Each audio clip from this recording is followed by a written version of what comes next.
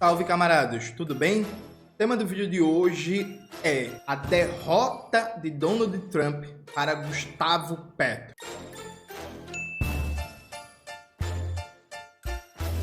Antes de começar propriamente o tema do vídeo do canal, quero muito agradecer a você que ajuda a manter e melhorar nosso canal a partir do Apoia-se. Seu apoio é fundamental para a gente continuar o nosso trabalho. Se preferir o Pix, está aparecendo aqui como QR Code na tela do vídeo. Lembrando que a gente tem uma lista de transmissão no Zap com todo o conteúdo que a gente produz e recomenda. Entra lá e não perde nada. Camaradas, note, essa semana agora que passou, final de semana para ser mais preciso, né? O mundo foi tocado por uma postura corajosa, necessária e ousada do presidente da Colômbia, Gustavo Petro. Gustavo Petro, ele peitou o Donald Trump e conseguiu uma vitória política muito importante. Porém, a mídia burguesa no Brasil tem vendido isto como uma derrota, como um recuo do Gustavo Petro, e setores governistas no Brasil também tem vendido isso como um recuo do Petro para justificar a falta de ação do governo Lula, né? Vou mostrar aqui para vocês um print do José Luiz Fevereiro, que escreveu essa aberração, e que o Petro é do PSOL, né? Mas é da ala lulista do PSOL, né? Da Revolução Solidária. E o Fevereiro escreveu isso aqui que está na tela, né? Petro recuou muito rápido e com um acordo fraco para quem gritou tão alto. Lembrei do Alex Tsipras na Grécia. O tamanho do grito deve ser proporcional ao acordo que se pretende e ao tempo de briga. Petro gritou muito alto para um acordo tão rápido e sem contrapartida, além de promessas de tratamento humanitário. Melhor a diplomacia brasileira. Gritou menos e vai ter o mesmo resultado. Veja, isso aqui é um absurdo. E por que é um absurdo? Vamos lá. Antes de entrar propriamente na narrativa dos fatos, do que aconteceu, na narração dos fatos, vamos fazer um preâmbulo aqui teórico. Gente, a Colômbia, até pouquíssimo tempo atrás, era chamada de a Israel da América Latina. Por quê? Israel é um protetorado militar dos Estados Unidos no Oriente Médio, né? Se comparava o papel que a Colômbia tinha na América do Sul, ao papel de Israel no Oriente Médio. Seu enclave dos Estados Unidos na região para fazer a política dos Estados Unidos. Então veja, a Colômbia, e esse ponto é muito importante, a Colômbia nunca teve, antes do Gustavo Petro, um presidente de esquerda, sabe? Aliás, do ponto de vista da paisagem política eleitoral da Colômbia, do âmbito nacional, a esquerda era quase que inexistente. Por quê? Porque matavam a galera, como mataram o Gaitán. Matavam, simples e objetivamente. A gente tá falando de um país que, do ponto de vista da sua institucionalidade, este país, a partir de uma violência descomunal, passou mais de 50 anos expulsando da institucionalidade burguesa qualquer projeto meramente reformista. E não é por causa da guerrilha, das Farc, do M19, não. As Farc, o M19, o Exército de Libertação Nacional, tudo isso surgiu porque na Colômbia não dava para montar um sindicato rural que era todo mundo morto. As guerrilhas, inclusive, surgiram como resposta à violência dos latifundiários, dos terratenentes, né, como eles chamam na Colômbia, e a falta de qualquer possibilidade de uma ação institucional para reduzir isso. Então veja, a Colômbia peitar os Estados Unidos não é algo que a gente vê não, viu, gente? Assim, sabe, na história da América do Sul, enquanto você teve vários governos de esquerda, nacionalistas, com retórica anti-imperialista e por aí vai, a Colômbia estava lá, com a direita, sempre dizendo amém para os Estados Unidos, entendeu? Então, assim, o fato do presidente da Colômbia bater de frente com os Estados Unidos não é um negócio que a gente vê todo dia, não. Acho que é importante entender isso, sabe? O Brasil teve um governo de esquerda, como o João Goulart, nos anos 60. A Colômbia, o Petro, é o primeiro presidente de esquerda da história do país. E vamos aqui fazer uma coisa básica, que é saber que o Petro só foi eleito porque teve o estalito social, a rebelião de massas na Colômbia alguns anos atrás, né, antes da eleição do Petro, que abriu uma crise política no país e deu a possibilidade do Petro ser eleito mesmo, presta atenção, mesmo sem ter um sólido movimento político partidário que desse sustentação a vitória do Petro. O caso da vitória do Petro não foi como, por exemplo, o caso da primeira vitória do Lula. O Lula, quando foi eleito presidente pela primeira vez, em 2002, Lula tinha um partido político consolidado de âmbito nacional, várias prefeituras, deputado federal, deputado estadual, vereador, não sei o que, tal. Montou um grande arco de partidos e foi eleito dentro de uma eleição que era esperada porque o Lula era um candidato competitivo há muito tempo. O caso do Petro não foi isso. Foi assim, antes do estalito social na Colômbia, irmão, eu vou dizer a você, é muito difícil algo que alguém imaginava que poderia ser eleito um presidente de esquerda na Colômbia, sabe? Muito difícil que alguém esperasse. Isso não estava no radar, isso não estava no horizonte. É aí o acordo de paz com as Farc. Em seguida, o estalito social, ele abriu uma nova possibilidade histórica que simplesmente não estava colocado. Tem um governo de esquerda na Colômbia e um governo de esquerda que discorda dos Estados Unidos. Né? Vamos lembrar que o presidente Petro teve, na América do Sul, a postura mais dura, mais corajosa e mais incisiva em defesa do povo palestino contra a barbárie de Israel. Então, é preciso saber que a Colômbia era historicamente considerado o subordinado mais fiel dos Estados Unidos em toda a América do Sul. Que a Colômbia, até poucos anos atrás, era chamada da Israel da América do Sul. Que a Colômbia é cercada de bases militares dos Estados Unidos. É preciso saber que até 5 anos atrás era impossível pensar num presidente de esquerda na Colômbia dizendo não para os Estados Unidos. Perfeito. Veja, quem não considera isso já está errado. Massa? Aí vamos lá. O que foi que o Petro colocou? O Petro, gente, ele não se negou a receber imigrantes, porque nem pode. Atenção. A não ser que os países estejam rompidos diplomaticamente, não tenham nenhum tipo de acordo de deportação e tal, nem pode, sabe? E o Petro criticou foi o uso da deportação de imigrantes como uma propaganda do governo Donald Trump em que a tortura desses imigrantes deportados era exibida como sinal de política de governo que agora a gente tá passando cerol em todo mundo. Então, o governo Trump estava torturando imigrantes voltando para a Colômbia, e não só na Colômbia, com o Brasil, no México, acorrentados, estavam apanhando, estavam sofrendo tortura psicológica, que estavam tendo armas apontadas, que estavam sendo espancados, estavam sendo cuspidos, e o Petro falou, não vamos aceitar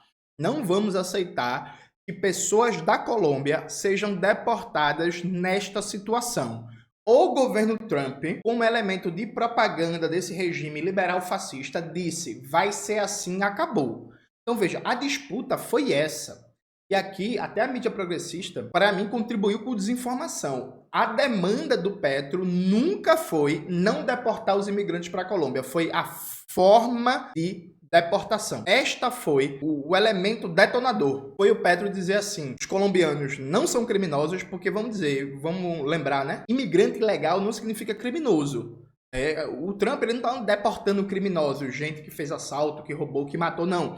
Está deportando simplesmente imigrantes ilegais, sem necessariamente nenhum crime além disso. Né? Então, a demanda do Petro era acabar com os espetáculos de tortura promovidos pelo governo Trump. Aí aqui, gente de direita vai falar assim, o governo Biden também fazia isso. Fazia, óbvio, porra. É óbvio. Quem foi que disse que não? Mas o governo Biden não tinha como elemento central da sua promoção política esta tortura como uma vitrine. Então o governo Biden sim deportava até mais que Trump. Vamos lembrar que o governo Obama deportou mais gente do que o governo Trump. O primeiro governo Trump. É isto. Só que o governo Trump tem isto como uma vitrine, como elemento central, como um chamariz ideológico, como um elemento de holofote para seu programa político. A diferença está aqui. E aí, necessariamente, quando um governo coloca isto como chamariz, como holofote, como elemento central, ele vai provocar mais reações. Ele vai fazer com que mais pessoas prestem atenção naquele absurdo que já estava acontecendo. E aí o governo Gustavo Petro vai e diz assim, não aceitaremos que os colombianos sejam transportados nestas condições. Aí o Trump vai e diz, vai ser assim e acabou. E se vocês não aceitarem, a gente vai impor tarifas gigantescas às mercadorias colombianas, está suspenso o visto, o passaporte para parentes de membros do governo colombiano, ministros, presidentes e por aí vai, etc, etc, etc. Então, os parentes e os próprios membros do governo vão ter vistos barrados. Vai ter na alfândega dos Estados Unidos uma atenção especial, uma repressão especial a colombianos e por aí vai. O Gustavo Petro, neste momento, ele dobra a aposta e diz assim, ah é? Então a gente vai também impor tarifas as mercadorias dos Estados Unidos entrando na Colômbia, então a gente vai colocar também barreiras tarifárias e a gente vai também atrás dos estadunidenses que vivem na Colômbia de maneira ilegal. Ele dobra a aposta. Aí, os Estados Unidos sentam para negociar, recuam e são derrotados porque a demanda original do Petro, qual era, gente? Pelo amor de Deus, era os imigrantes colombianos não vão ser deportados nas condições que vocês querem, sendo torturados e tratados como criminosos. O governo dos Estados Unidos concorda com isso e retira a ameaça de tarifas unilaterais. Como é, pelo amor de Jesus Cristo, que isso não é uma vitória do Gustavo Petro? Vamos lá, gente. Assim, é inacreditável. É inacreditável. Antes de continuar a reflexão, deixa eu só mostrar uma coisa para vocês. Aqui, ó. Matéria do G1, né? Primeiros deportados dos Estados Unidos chegam à Colômbia em avião da Força Aérea do país. Dignos, sem algema. Então ninguém vai ser torturado. Ninguém vai estar com algema, ninguém vai receber ameaça, ninguém vai ter arma colocada na cabeça. Deixa eu mostrar mais para vocês, inclusive. Aqui, ó, o presidente Gustavo Petro colocou aqui. São colombianos, são livres e dignos e estão na sua terra natal, onde são amados. O migrante não é um criminoso, é um ser humano que quer trabalhar e progredir, viver a vida. Aí tem a galera aqui saindo do avião com tratamento humano, sem estar algemado, sem ser espancado, sem ser torturado, sem ser atacado e por aí vai. O negócio já está com mais de aqui, 1,5 milhão de visualizações e fora as outras postagens que o presidente Petro fez. Então veja, o presidente Petro, ele conseguiu não deixar com que a Colômbia seja um palco da propaganda do Donald Trump para deportar migrantes fazendo tortura. Ele conseguiu que as ameaças do Trump fossem recuadas, né, das tarifas unilaterais. E ele conseguiu ainda mais, ele conseguiu levantar um debate latino-americano e fazer uma denúncia de repercussão mundial à política do Trump. A carta que o Petro mandou, né, que o Mauro Lopes leu ao vivo no Manhã Brasil, inclusive o Mauro Lopes fez uma ótima cobertura sobre o tema. Coloca aí na tela, Maxwell, o corte do Manhã Brasil que subiu para o canal. Subiu ontem, né? Ontem não, aliás, na segunda-feira para o canal, em que o Mauro Lopes faz um debate sobre a postura do governo Petro e de outros governos da América Latina. Coloca aí na tela. Então veja, o Petro levantou um debate mundial, a carta pública que ele soltou ao Trump estava com milhões e milhões e milhões de visualizações, foi notícia no mundo inteiro. Na Europa, na América Central, na Ásia, não sei o que, conseguiu provocar uma reunião de emergência da CELAC e conseguiu mobilizar outras lideranças da América Latina para pensarem conjuntamente formas de enfrentar a arrogância imperial do Trump. Veja, Gustavo Petro, ele derrotou a tortura contra cidadãos colombianos, ele dobrou o governo Trump, ele conseguiu controlar os marcos de deportação de colombianos para a Colômbia, conseguiu levantar um debate mundial, fazer uma crítica aguda ao Donald Trump e conseguiu mobilizar a comunidade de estados latino-americanos para enfrentar o Trump. Como é que isso é uma derrota? Peraí, gente. Aí veja. Algumas pessoas achavam que o governo Petro ia manter uma guerra tarifária com os Estados Unidos, mas aí, meu irmão em Cristo, cada um com seu delírio. É lógico que a Colômbia não tem capacidade de manter uma guerra tarifária com os Estados Unidos, isso é óbvio. Vocês achavam o quê? Que o governo Petro iria querer manter uma guerra tarifária com os Estados Unidos, uma economia do tamanho da Colômbia? É lógico que a Colômbia tem muito mais restrições a enfrentar os Estados Unidos do que o Brasil, por exemplo, porque a Colômbia tem, dentre outras coisas, mais de 8 bases militares dos Estados Unidos no país, né? O governo Petro, inclusive, enfrenta uma oposição interna muito violenta, mais violenta que a oposição brasileira.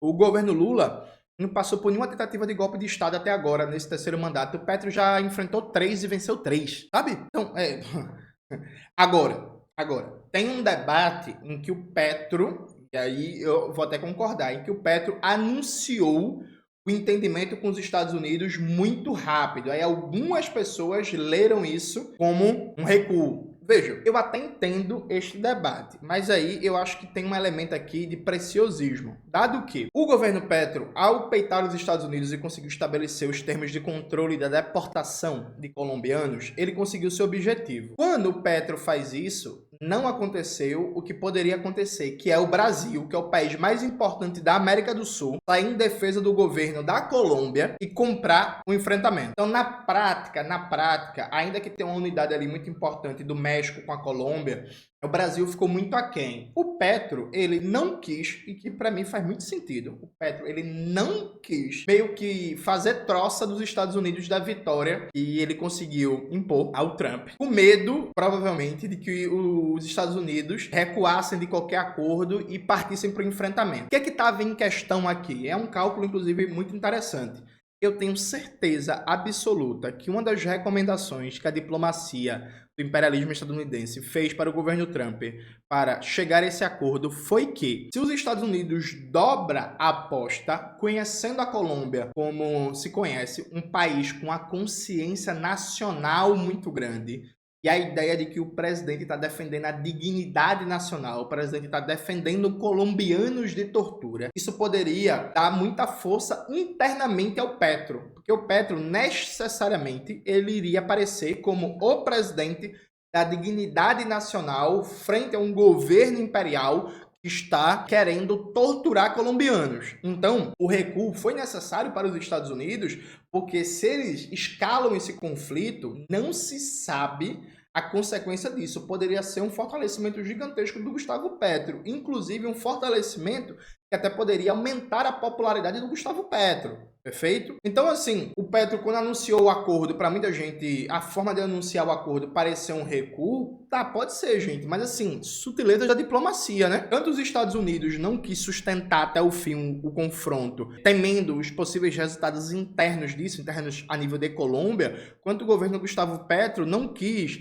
tratar esse acordo como eita, ganhamos, dobramos a fera, eita, se fuderam na nossa mão, porque, enfim, né? O confronto total aqui não interessa a nenhum dos lados, por motivos diferentes. O governo Petro não quer comprar um confronto total com o governo Trump, né? Porque ele tem bases internas frágeis, e o governo Trump não quer comprar um conflito total com o governo Petro, porque tem medo das consequências disso, até a nível de fortalecimento do governo, parecendo que o governo Petro meio que encarna a dignidade nacional frente a um governo imperial, arrogante, e por aí vai. Então, assim, foi uma vitória do Gustavo Petro e foi uma aula como iniciativa política é fundamental na luta política. Veja, a gente pode criticar o Gustavo Petro por muitas coisas. Eu acho, por exemplo, sabe qual é uma das principais críticas que você deve fazer ao Gustavo Petro? O Petro, ele não é um construtor de bases sociais. O Petro, diferente, por exemplo, de um Hugo Chávez, ele não se preocupa em organizar a classe trabalhadora colombiana. O Petro, ele é um agitador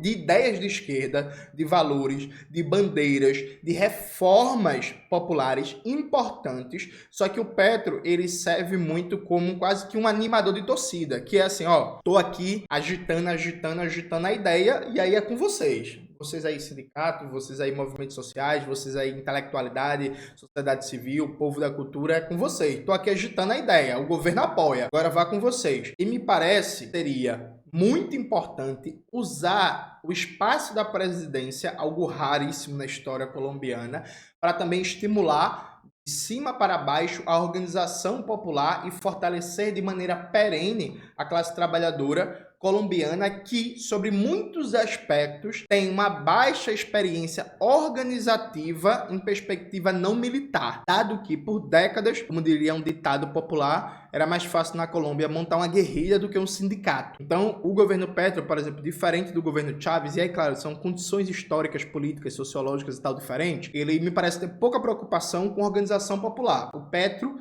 ele é muito mais um agitador. E aí, me parece que o legado organizativo, quando o Petro sair da presidência, vai ser muito baixo para a classe trabalhadora colombiana. O legado organizativo. E o legado organizativo, em muitos aspectos, é até mais importante do que o legado de políticas públicas ou de reformas, né? Porque essas políticas públicas, essas reformas, elas só se mantêm com fortalecimento da organização, senão vem um próximo governo e derruba tudo, né? A gente viu isso, inclusive, no período petista aqui no Brasil, né? Então, assim, tem várias críticas a se fazer ao governo Petro, mas o governo Petro, ele tomou uma iniciativa e uma coragem, especialmente no momento em que os dois gigantes da América do Sul, por motivos diferentes, estão de joelhos. O Milei está de joelho lambendo o saco dos Estados Unidos, do Donald Trump, e o Brasil não assume nenhum tipo de protagonismo no Cone Sul a nível de integração latino-americana. A prioridade da diplomacia brasileira do governo Lula 3 é o G20, né? O presidente que o governo Lula tem relação de prioridade no mundo é o Emmanuel Macron, na França, né? Então, como a Argentina e o Brasil não estão num papel de protagonismo e a capacidade de influência da Venezuela por uma série de questões na América Latina é bastante baixa, o presidente da Colômbia assumiu um papel de protagonismo necessário e que provavelmente, a nível de América do Sul, só ele poderia exercer, exerceu muito bem, fortalece, inclusive, os enfrentamentos que a Claudia Sheinbaum está fazendo no México com a política imperial do Donald Trump, chama a atenção mundial para a denúncia em relação à tortura aos imigrantes, mobiliza um debate na própria sociedade estadunidense e dá um show de que o inimigo ser mais forte não significa você ficar calado, né? O inimigo ser mais forte, porque é inegável, né, gente? Que os Estados Unidos é muito mais forte do que a Colômbia.